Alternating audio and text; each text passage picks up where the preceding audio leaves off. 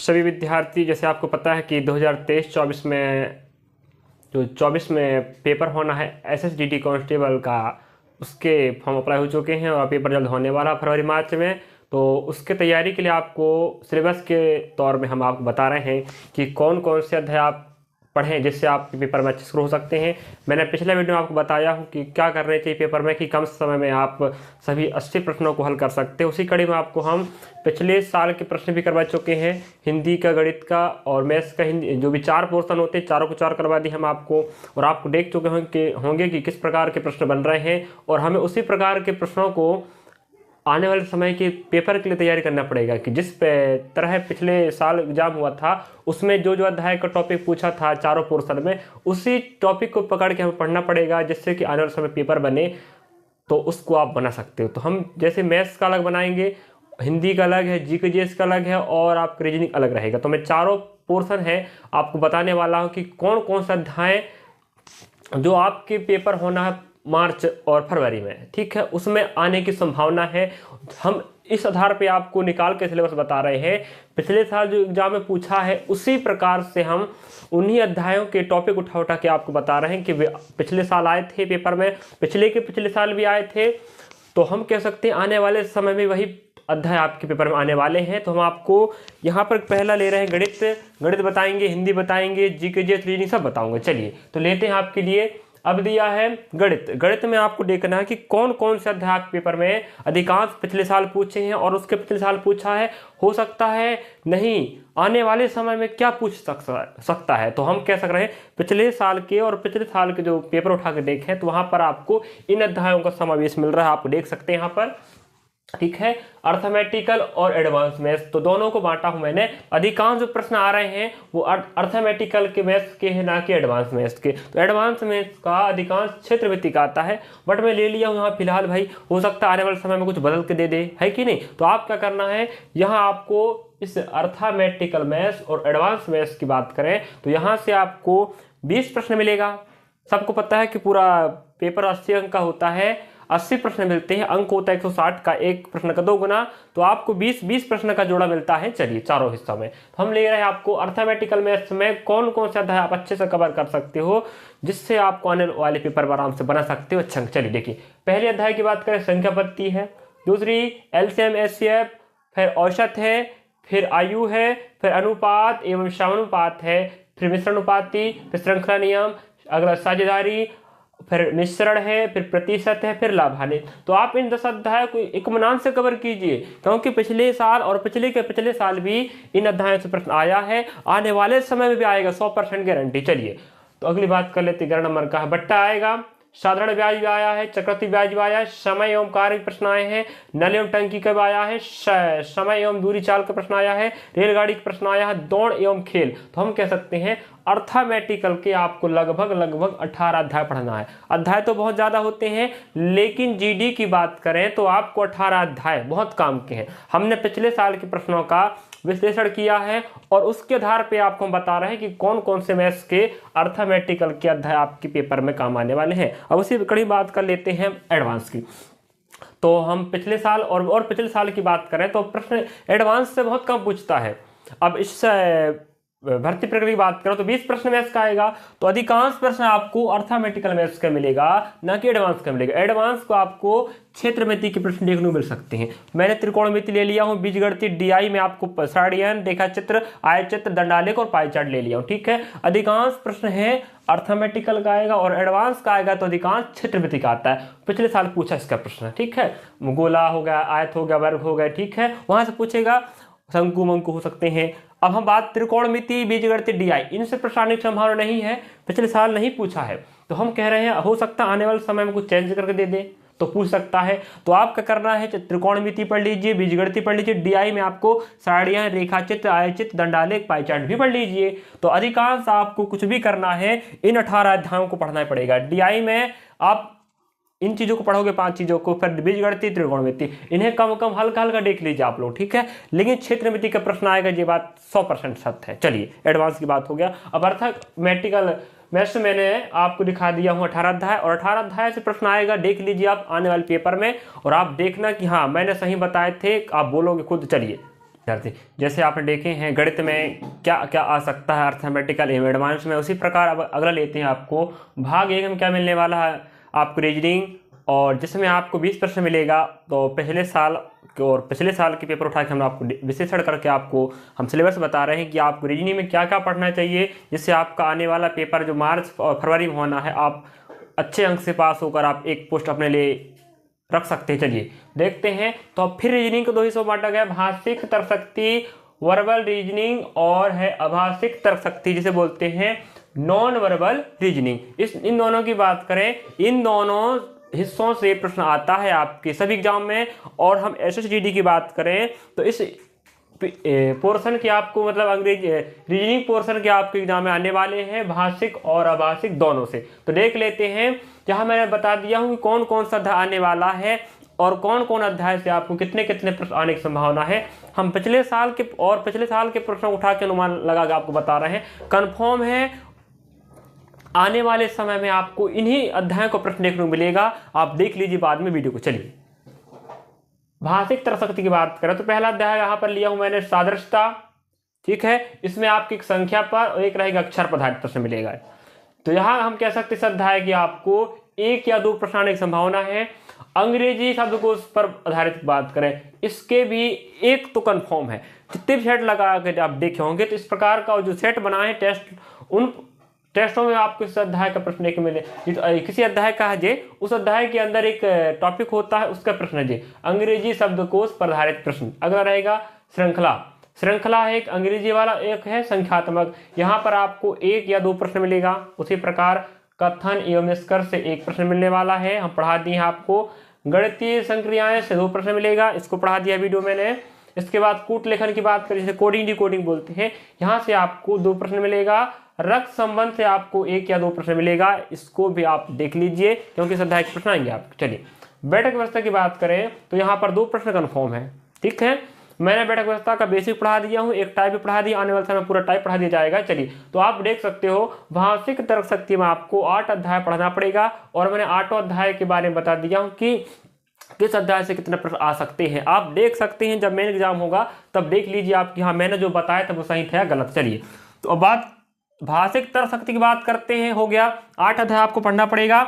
उसके बाद अभाषिक तर्कशक्ति non verbal reasoning, चित्रों के माध्यम से आपको कैसे दिमाग लगाना हो आपको प्रश्न मिलने वाला है। पहला रहेगा श्रृंखला का, यहाँ पर 1 प्रश्न मिलेगा। एक श्रृंखला यहाँ पर भी है भाषिक वाले, यहाँ पर अंग्रेजी संख्यात्मक रहेगा, यहाँ पर श्रृंखला आपको चित्र वाला रहेगा। चलिए अगला रहेगा दर्पण या जल प्रतिबिंब, इसमें भी 1 प्रश्न मिलेगा आपको। कागज काटना एवं मोड़ना में 1 प्रश्न मिलेगा। फिर सन्निहित आकृति में 1 प्रश्न मिल जाएगा। फिर पास से 1 प्रश्न मिल जाएगा। फिर आकृति पूर्ण करना आपको 1 प्रश्न मिल जाएगा। तो हम कह सकते हैं आभाषिक तर्कशक्ति में आपको लगभग 6 अध्याय कम से कम की बात करें तो लगभग कम से कम 6 अध्याय आपको क्लियर पढ़ना पड़ेगा। पिछले साल के प्रश्नों को उठा के हम अध्ययन करके आपको उन अध्याय टॉपिक को लेकर आए हैं और आपको बताने का प्रयास कर रहे हैं। तो आभाषिक में आपको लगभग 6 अध्याय पढ़ना है, इनको एक इत्मीनान से पढ़ना पड़ेगा। जिससे आप 6 के 6 अध्याय अगर आते हैं आपके पेपर में तो आप इन अध्याय को बना सकते हो और अच्छे अंक पा सकते हो। चलिए उसी प्रकार आभाषिक आपका हो गया 6 अध्याय आपको पढ़ना पड़ेगा। उसी प्रकार भाषिक में आपको लगभग 8 अध्याय पढ़ने, 8 और 6 कितना हो जाएगा 14 अध्याय आपको पढ़ना है कम से कम रीजनिंग में, ठीक है।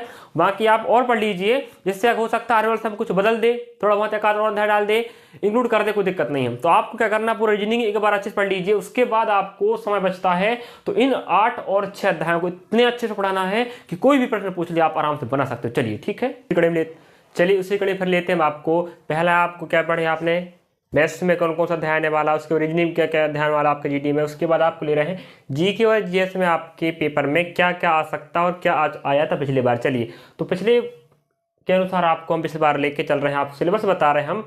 एसएससी जीडी कांस्टेबल 2023-24 में पेपर होना, उसके लिए सिलेबस है। हमने आप पिछले साल और पिछले साल के अनुसार निकालकर सिलेबस लाया है जो आपके पेपर में बहुत काम आने वाला। इन अध्यायों को आप पढ़कर अपनी तैयारी अच्छे बना सकते हैं। चलिए देखते हैं। अब जीकेजीएस की बात करें तो हम यहाँ पर कम से कम 15 टॉपिक लिया हूँ जो आपको पढ़ना है जीकेजीएस कवर करने के लिए, है ना। तो आप 14 टॉपिक ये समझ आता हूँ। पहला घटना चक्र जिसे आप बोलते हैं करंट अफेयर्स। तो करंट अफेयर्स तो आपके पेपर में आना या ना कुछ हो जाए, है ना, तो करंट पर आएगा। उसके बाद बात कर लें भूगोल, आपको उसमें विश्व या देश का भूगोल मिलेगा, राज्य का भूगोल मिल सकता है ना।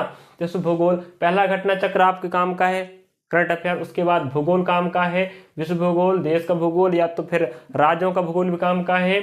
इतिहास से प्रश्न आएगा, प्राचीन काल, मध्यकाल, आधुनिक काल। तो अधिकांश प्रश्न आते हैं प्राचीन काल और मध्यकाल से आएगा। अब यहाँ की बात, संविधान की बात करें, संविधान से प्रश्न आएगा अनुच्छेदों से। उसके बाद विज्ञान की बात करें, विज्ञान भौतिक विज्ञान, रसायन विज्ञान, जीव विज्ञान है, तो अधिकांश प्रश्न जीव विज्ञान से आता है। और बात करें पर्यावरण से, तो पर्यावरण से आपका प्रश्न आने वाला है। उसके बाद विश्व जीके जीएस, जीके और जीएस से प्रश्न आएगा विश्व लेवल का, और खेल से भी आपका प्रश्न आने वाला है। चलिए अब बात कर ले रहे हैं। यहाँ 9 नंबर नृत्य दिया है, नृत्य से आप प्रश्न आ सकता है। नृत्य या नृत्य से संबंधित वाद्ययंत्र कौन सा है, या बात करें उससे संबंधित व्यक्ति कौन है, किस राज्य का वो शास्त्रीय नृत्य है, या किस क्षेत्र में फेमस है, ऐसे आप पूछ सकते हैं नृत्य में। अगला सम्मेलन या बैठक, जो बड़े बड़े नेता या हम कह सकते हैं हमारे यशस्वी प्रधानमंत्री जैसे अन्य देशों के साथ जो बैठक करते हैं, सम्मेलन करते हैं, वार्तालाप करते हैं, उनके बारे में पूछ सकता है। प्रमुख यात्राएं, तो हमारे यहाँ अनेक यात्राएं चलती रहती है, कुछ अभी भी जैसे भारत संकल्प यात्रा चल रहा है, तो उन यात्राओं को आपको पढ़ना है कि उसका उद्देश्य क्या है। और हमारे देश के यशस्वी प्रधानमंत्री देशों में यात्राएं करते हैं, उन यात्राओं का उद्देश्य क्या है, किस देश के साथ यात्रा चल रहा है, किस देश के में यात्रा हो रही है, उसी प्रकार। अगला विविध, तो आप देखे होंगे विविध मतलब होता है, इसमें आपको पढ़ना है विविध में। जैसे हम लूसेंट की आप जैसे बात करोगे, लूसेंट आप देखे होंगे, उस लूसेंट के पीछे में एक विविध रहता है, जो संपूर्ण पूरे शुरुआत से लेकर अंतिम तक जो भी आप पढ़े होंगे उनका निचोड़ होता है, तो वो विविध है। आपका लूसेंट का पीछे का विविध पूरे काम का है, तो आप एक बार विविध पढ़ना है, जिससे आपका जीके बहुत अच्छे हो सकता है। अगला है पुरस्कार, तो वर्तमान में पुरस्कार मिले हैं, खेल पुरस्कार हो गए, खेल पुरस्कार हो, साहित्य का पुरस्कार हो, नोबेल पुरस्कार हो, जितने भी पुरस्कार हैं आपके बहुत काम के, उनको पढ़ना है। अगला योजनाएं, जो योजनाएं वर्तमान में चल रही हैं उन योजनाओं को जानना है, उन योजनाओं को उद्देश्य क्या है, किनको लाभ मिलेगा, किनको हानि होगा, और उन योजनाओं को उद्देश्य क्या है। तो इन चीजों को आपको कवर करना पड़ेगा। कम 14 टॉपिक आपके पास मैं दिखा दिया हूं, आप और पढ़ सकते हैं। इन 14 टॉपिक को अगर आप कवर कर ले तो आप जीके को अच्छे बना सकते हैं। चलिए, जैसे आपने पिछले वीडियो देखे हैं कि कौन सा वाला था आपके पास, मैंने पहला गणित बताया, उसके बाद रीजनिंग बताया, उसके बाद जीके जैसे बताया। तो आप देख सकते हैं यहाँ पर मैं अगला ले रहा हूँ आपको चौथा भाग, जिसे चौथा पार्ट बोलते हैं, हिंदी और होता है अंग्रेजी। तो जो विद्यार्थी अंग्रेजी मीडियम का अंग्रेजी करेगा, जो हिंदी का हिंदी करेगा, आपको यहाँ पर 61 से लगा के 80 तक आपको प्रश्न मिलेंगे, जिनमें से आपको क्या क्या पूछा जा सकता है आपको मैंने स्क्रीन पर लिख दिया हूँ। अधिकांश इन्हीं टॉपिक से आपके प्रश्न आया पिछले और पिछले साल के एग्जाम की बात, जीडी के ना। तो आपको इस आने वाले समय पेपर में अच्छे से बहुत अच्छा प्रश्न और प्रश्नों को बनाना है, अच्छे अंक पाना है और एक सीट पक्का करना है अपने लिए, अपने माँ बाप के लिए, तो इन्हें पढ़ ही दीजिए। चलिए लेता हूँ पहला, पठित या अपठित गद्यांश रहेगा, सबको पता है, जो आपको मिलेगा 76 से 80 के बीच में लास्ट में, ठीक है, जिसमें आपको 5 प्रश्न मिलेगा। 76-80 तक रहेगा, 5 प्रश्न रहेंगे, जो टोटल 10 नंबर का रहेगा। सबको पता है एक प्रश्न है 2 अंक का, तो 10 नंबर मिलेगा, 5 प्रश्न रहेगा।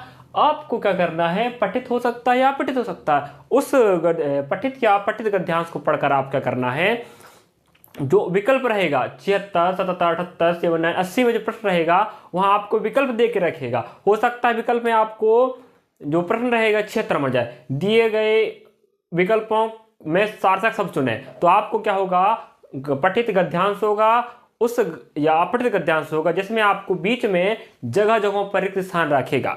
वहां पर आपको ऑप्शन से उठा के फिट बैठाना पड़ेगा, कौन सा फिट बैठ रहा है। अगर आप कंफ्यूज हो रहा तो आप हमारे वीडियो में जाइए, हिंदी वाला मैंने आपको 3 सेट लगाया हूं, तो वहां जाके आप देख सकते हो ना कि अपठित गद्यांश और अपठित गद्यांश कहां से कहां मिलता है, कितने अंक आता है और कैसे आता है, आप देख सकते हो। चलिए अगला लेते हैं, रेखांकित शब्द के स्थान पर उपयुक्त। तो आपको हो सकता है एक प्रश्न कैसा मिले, रेखांकित रहे, रेखांकित कर देगा और बोलेगा शब्द के स्थान पर, जो रेखांकित शब्द होगा उसके स्थान पर शब्द या तो पर्यायवाची बोल देगा, या तो विलोम बोल देगा, या सार्थक शब्द का चयन करें, ऐसे बोल सकता है, ठीक है, जो आपका ऑप्शन मिलेगा। अगला या बोल सकता है रिक्त स्थान, कुछ शब्द बोल देगा, बीच में रिक्त रख देगा, बोल देगा दिए गए रिक्त स्थान में कौन सा शब्द फिट बैठ सकता है या सही शब्द है, तो आप ऑप्शन उठाइए। अगला पर्यायवाची आपको पढ़ा दिया गया है, पढ़ लीजिए। विलोम आपको पढ़ा दिया गया, पढ़ लीजिए। तो पर्यायवाची भी काम का, विलोम भी काम का है। अनेक शब्दों के लिए एक शब्द या सार्थक शब्द का चयन करें, जैसे जिसे पढ़ा नहीं गया हो, क्या कहलाएगा, अपठित। जिसे पढ़ा नहीं गया हो, तो अनेक शब्द हो गए, इसके लिए एक शब्द क्या है? अपठित। उसी प्रकार आपको अनेक शब्दों के लिए एक शब्द या सार्थक शब्द का चयन करना प्रश्न में आता है। तो क्या करना है आपको? अच्छे से पढ़ना पड़ेगा, क्योंकि पिछले साल और पिछले साल पूछ चुका है इन टॉपिकों को। अगला, मुहावरे या लोकोक्तियां आपके प्रश्न में आएगा।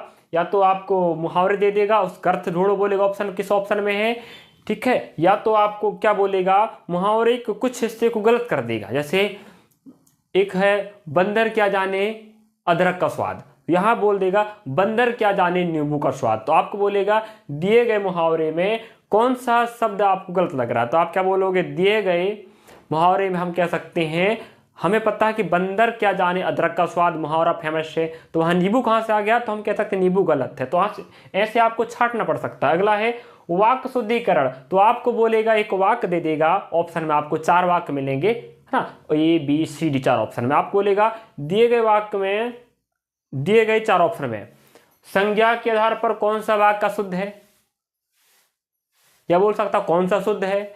हो सकता है शुद्ध पूछ रहा है तो 3 अशुद्ध देगा, ठीक है, ध्यान रखना। और बोल सकता वाक्य शुद्धिकरण में वर्तनी के आधार पर, मतलब वर्तनी मतलब स्पेलिंग, जैसे आपको मैं पढ़ा दिया गया हूं, ठीक है। वर्तनी क्या होता है? शुद्धिकरण।